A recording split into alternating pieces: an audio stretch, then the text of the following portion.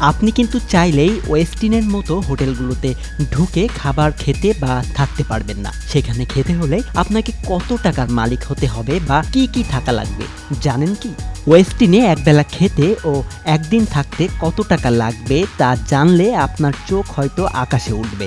শুধু ওয়েস্টিনই নয়, ওয়েস্টিনের মতো ৫ তারকা হোটেলের বিস্তারিত জানাবো আজ। রাজধানী ঢাকাসহ দেশের বিভিন্ন বড় শহরে রয়েছে ৫ তারকা হোটেল।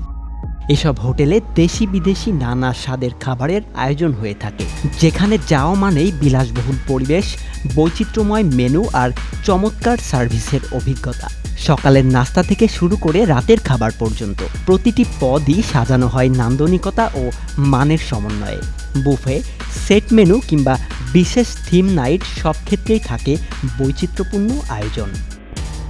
এছাড়া কিছু হোটেলে বিশেষ দিবস বা মৌসুম ভিত্তিক খাবারের আয়োজনও করা